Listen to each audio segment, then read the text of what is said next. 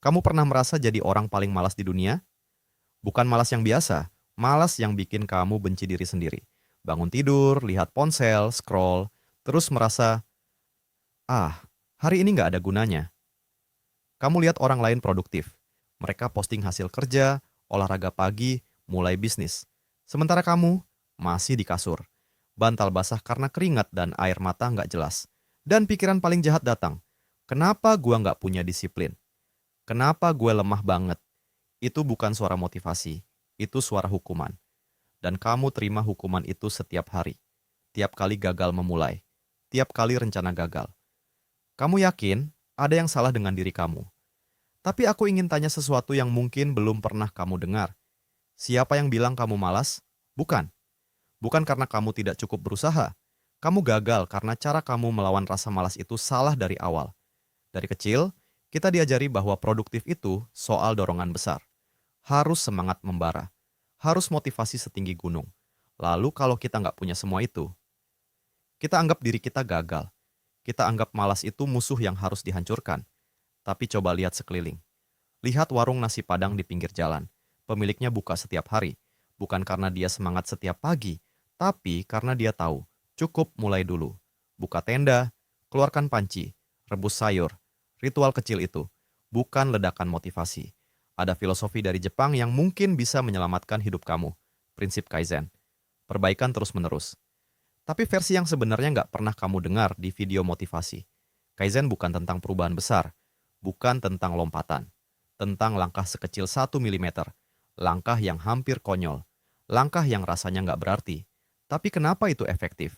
Karena otak kamu punya musuh alami yang bernama resistance. Setiap kali kamu berencana lari 5 kilometer, otak kamu bilang, loh, berat, nggak usah.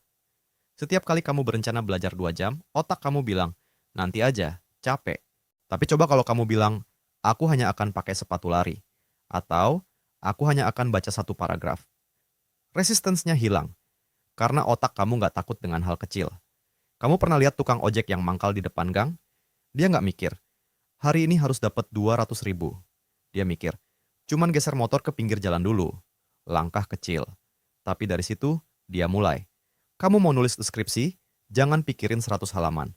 Buka laptop, letakkan jari di keyboard. Tulis 1 kalimat. 1 kalimat itu adalah kemenangan. Lalu besok, 1 paragraf. Dan lusa, 5 menit. Prinsip ini terdengar terlalu sederhana. Tapi justru kesederhanaannya yang membuatmu meremehkannya.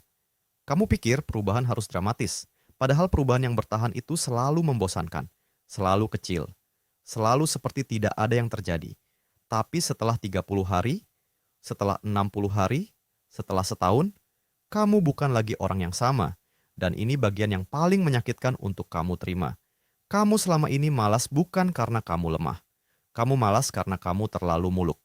Kamu ingin lompat langsung ke versi terbaik dirimu. Tapi tubuhmu, otakmu, energimu, mereka belum siap. Jadi yang terjadi, mati langkah. Tidak bergerak sama sekali. Lalu kamu benci diri sendiri karena tidak bergerak. Itu lingkaran setan. Tapi Kaizen memotong lingkaran itu. Bukan dengan kapak besar, tapi dengan gunting kuku. Kamu hanya perlu melakukan 1 hal kecil hari ini. Bukan untuk menyelesaikan. Bukan untuk hebat. Hanya untuk hadir. Kamu mau bersih-bersih kosan, jangan pikirin seluruh kamar. Ambil 1 gelas kotor. Cuci 1 gelas. Selesai. Itu sudah cukup untuk hari ini. Tapi aku tahu apa yang kamu pikirkan sekarang. Terlalu lambat. Nggak akan berarti. Itu suara egomu yang sudah teracuni budaya instan. Kita hidup di era TikTok, Instagram Reels, YouTube Shorts. Semua serba cepat. Semua pengen langsung kelihatan. Tapi otakmu tidak bekerja seperti itu. Kebiasaan baru tidak terbentuk dalam 21 hari. Itu mitos. Kebiasaan terbentuk dalam ribuan pengulangan kecil. Jadi kalau kamu hanya bergerak 1 mm hari ini, itu bukan kegagalan. Itu 1 mm lebih dekat daripada kemarin. Dan keajaiban psikologis dari langkah kecil adalah ini. Setelah kamu mulai, biasanya kamu tidak berhenti. 1 gelar dicuci jadi 2, 1 paragraf dibaca jadi 3, 1 menit olahraga jadi 5. Tapi kamu tidak boleh bergantung pada momentum itu. Kamu harus bergantung pada sistem kecil yang kamu bangun. Kamu tahu kenapa kebanyakan resolusi tahun baru gagal? Karena orang berharap versi barunya lahir dalam semalam. Mereka ingin wake up jadi entrepreneur, rajin ibadah, sehat, kaya. Itu bunuh diri psikologis. Yang bekerja, janji kecil kepada diri sendiri, janji yang hampir memalukan. Besok aku hanya akan buka laptop. Besok aku hanya akan minum air putih 1 gelas. Besok aku hanya akan jalan 50 meter. Itu terlihat bodoh.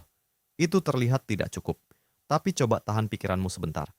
Katakanlah kamu memulai dengan 1 langkah konyol hari ini. Besok kamu ulangi. Lusa kamu ulangi. Dalam sebulan, kamu tidak sadar sudah melakukan 30 langkah kecil. Dan yang terjadi dalam otakmu, kamu membangun bukti.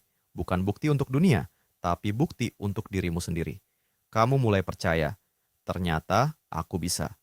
Dan kepercayaan itu tidak datang dari motivasi, dari keberhasilan kecil yang terulang. Seperti menabung recehan. Recehan tidak terasa, tapi setelah setahun, kamu kaget melihat uangnya. Prinsip Kaizen itu seperti itu. Tapi aku harus jujur sama kamu.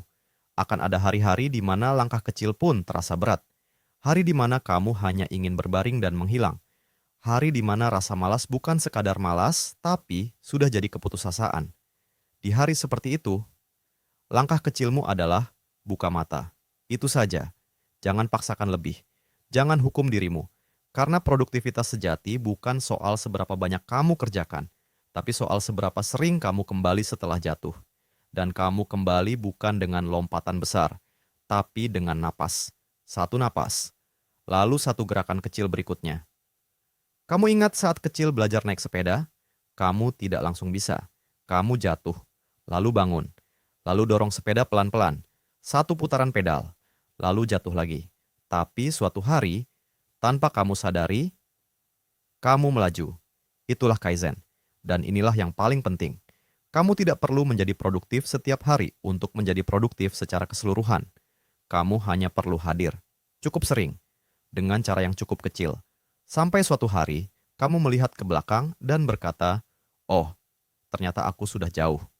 Tapi ingat, jangan lihat ke belakang terlalu sering. Itu bisa membuatmu berhenti. Fokus saja pada 1 mm hari ini. 1 mm esok. 1 mm lagi. Dan biarkan waktu melakukan keajaibannya. Kamu tidak malas.